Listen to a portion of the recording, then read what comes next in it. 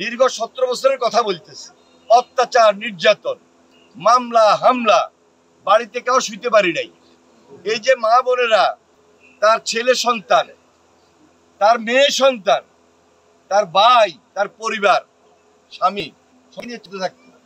এমনও দিন গেছে আমাদের অনেক মা বোনেরাও রাত জেগে পাহারা দিছে, আর নামাজের মসলার মধ্যেও ছিল যে আল্লাহ কবে হাসিনারে হেদায়েত করে বা বিদায় দেয়। শেষ পর্যন্ত পালাই গেছে নি?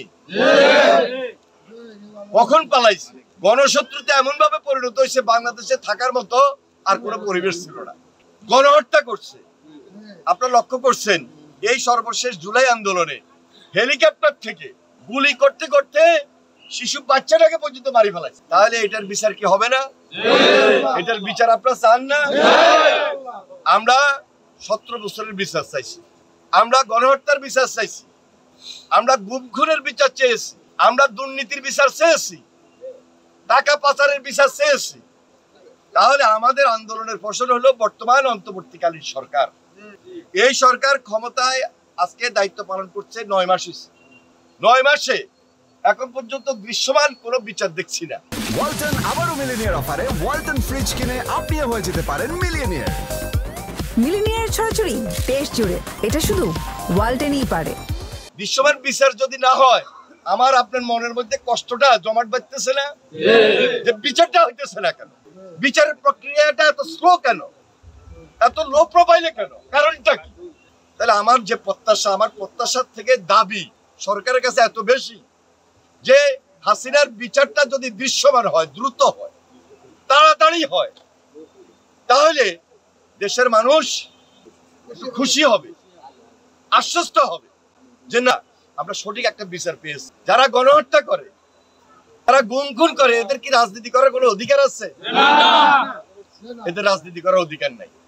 তাহলে আমরা বিএনপি দীর্ঘদিন থেকে লড়াই করছি, সংগ্রাম করছি, এক দফার আন্দোলন করছি। সর্বশেষ জুলাই আন্দোলনে আমরা সবাই একত্রিত হয়ে দেশবাসীকে নিয়ে ছাত্র জনতার আন্দোলন তৈরি করছি। এখন আমাদের বক্তব্য খুব পরিষ্কার ছিল যে বিচার প্রক্রিয়ার মধ্য দিয়ে আওয়ামী লীগ নিষিদ্ধ করা আমরা চাই। মানুষ এখন দেশ গড়তে চায়। মানুষ আবার যে হারানো আমার সয় সম্পত্তি, হারানোর যে টাকা পয়সা, এগুলো ফেরত চায়। এটা মানুষের দাবি। এখন পর্যন্ত আমরা নিজেরা যে সকল রাজনৈতিক দল একসঙ্গে আন্দোলন করছি সবাই মিলে, সেখানে যদি আমরা বিন্দু মাত্র মতভেদ তৈরি হয়, মানুষ মনে কষ্ট পাবে না? এই কষ্ট আমরা মানুষকে দিতে চাই না।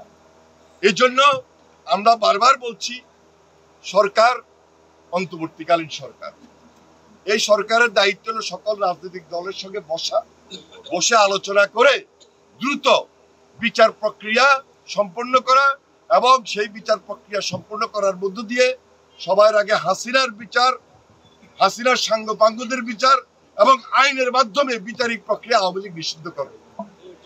তাহলে গতকালকে সরকার যে সিদ্ধান্তটা দিয়েছে, তো বিএনপির এই কথার সঙ্গে মিলে গেছে না অনেকটা? কিন্তু এখন কাজটা কি? এখন কাজটা হলো দ্রুত করতে হবে। এটা নিয়ে আমি পাড়া মহল্লায়, শাহবাগে, যমুনায় বারবার মিছিল করবো, মিটিং করবো, গাড়ি আটকামু, মানুষের কষ্ট হবে। এটা তো আসলে জনগণ প্রত্যাশা করে না, জনগণ চায় না। জনগণ চায় টেবিলে আলোচনা করি, শেষ করেন। টেবিলে আলোচনাটা জরুরি ছিল, খুব জরুরি ছিল। যেহেতু বিএনপি একটা অভিজ্ঞতা সম্পন্ন দল, দায়িত্বশীল দল, সকল রাজনৈতিক দল মিলে যদি এই আলোচনাটা সরকার ডাক দিয়ে করতো, আমার মনে হয় বহুত আগে এই নিষ্পত্তিটা হইতে পারত। যাক, এখন 9 মাস হয়ে গেল, যেটা হয়েছে, বিএনপি যেটা চেয়েছে তাই হয়েছে।